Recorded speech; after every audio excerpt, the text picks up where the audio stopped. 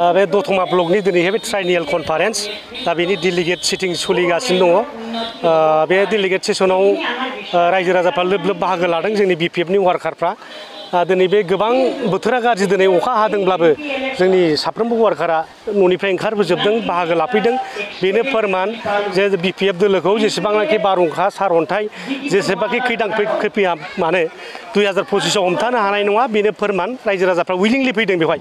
सोरखौबा माने न'निफ्राय लेंना लाबोनाङाखै बिपिएफनि मिटिं दं होननाय लोगो लोगो बयबो गोसो जानानै ओंखारबोदों दा बेनो प्रमान 2025 आव बिपिएफआ सरकार दानो थांगासिनो दं बेखौ रावबो होबथानो हाया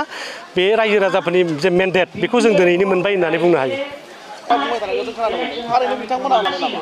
जेसेबां राजनितिक दल गोदान गोदान दाया मानो जेबो लाब गैया गोदान माने गोबां गोदो दल दंमोन बिपिपिएफ दाबाय बिपिएफ इउडिपिएफ दाबाय अनेकथा पार्टी दाबाय गाव हारसिंनो थैलांजोब्बाय बे समनि दाहाराव रावबो गाबथानो हायाखै दा बेबो ओरैबायदि दाहाराव सोलिना दङ बिपिएफनि जे मोनसे दाहार बेवहाय रावबो गसंथानो हाया आरो बे दैमाखौबो बारनो हाया बेबादि मोनसे दाहारा सोलिगासिनो दङ गतिके आल्टिमेटलि बे बिपिएफआव बयबो ज' जाजोबगोन आरो दानो हायोबाथ' मोजांसो जोंहा बिपिएफआ मोजां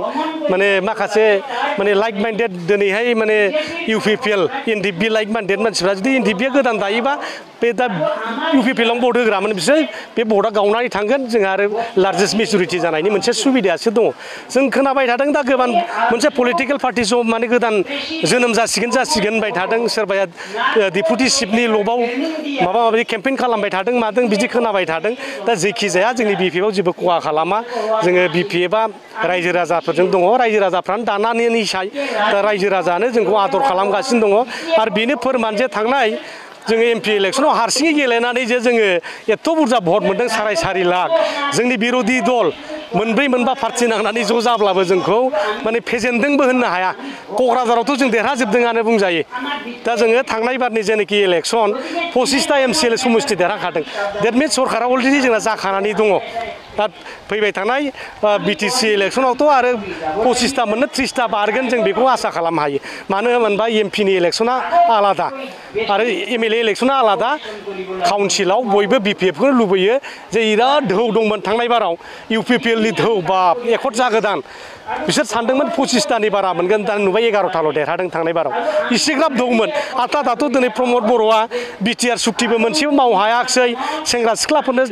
न'खर न'खर साख्रि होगोन होननानैबो दिनै साख्रिबो होनो हायाखिसै बान्दो दंग मोजां जायाखिसै बिटिआर सुक्तियाव लिरनाय मोनफ्रोमबो दफा दिनै सुफुं जायाखिसै एनडिएफबिनि समस्या जोबाखिसै सिमा बारायनाया जायाखिसै 40टाखौ 60टा समस्ति खालामनांगौ दाबो मावजायाखिसै दा बे मोनफ्रोमबो अर जोंब्लावजोबगासिनो दं दा बर' समाजाव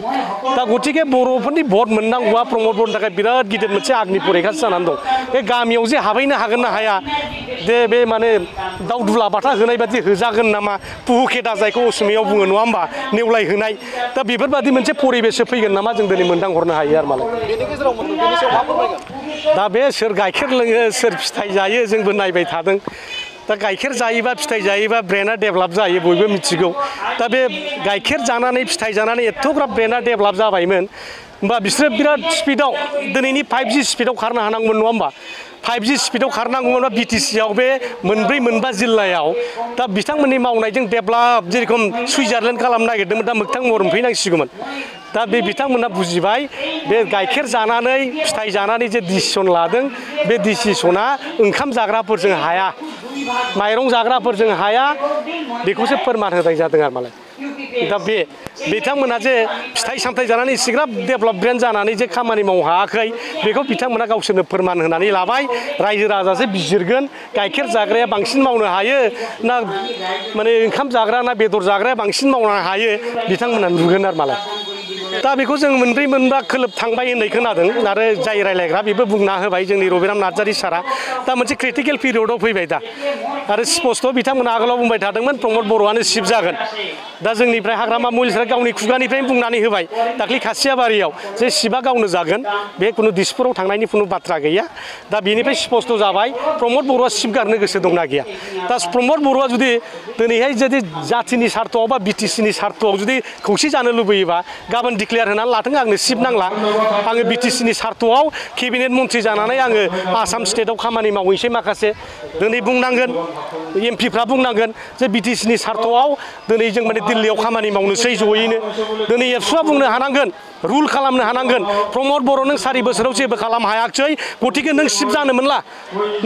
मोनला हाग्रामान शिफ जाफिननांगौ दिनै रुल खालामनो हानांगोन बेसो जातीय संगठननि केरेक्टार जागोन आरो बे रलखौ प्ले खालामथों दिनै दिपेन बर'आ दुलाराय बर' फरायसा आफादा होमब्लासो जों मानिगोन एबसुआ दिनै बे जे खौसेथिनि जेनाखि इनिशिएटिभ बेखौ बिथांमोना होमबासो मावफुंनो हागोन बेबादि डाबल स्टेन्डार्डजों हाया मालाबा प्रमद बर'नि जानानै बुङो मालाबा सेल्फ स्टाइल जानानै बुङो बेबादिजों जानाय नङा दिनै बिसोरनि पलिटिकेल केरेक्टारखौ बिथांमोना गारनानै फैनांगोन दिनै दम होनांगोन खुनु फर्मुला गैया बेवहाय एबसुआ रुलसो खालामनांगौ दिनैहाय प्रमद बर' नोंजों जाला डाइरेक्ट बुंनो हानांगोन बिसोरो फेरेंगा नोंजों जाला गबिन्द नोंजों जाला गतिके नोंसोर रिट्रिट जाजोबदो जोङो मिलायनोसै 20ता बोरै गेलेनो हायो फैबाय थानाय 2026आव सोरखौ MLA खालामनांगौ सोरखौ MP खालामनांगौ जों डिसाइड खालामसिगोन गतिके नोंसोर जिराय बेफोरबादि बाथ्रा बुंनो हानांगोन दिनै एबसुआ होमब्लासो दिनै बे खौसेथिया जाफुंगोन नङाबा बेबादि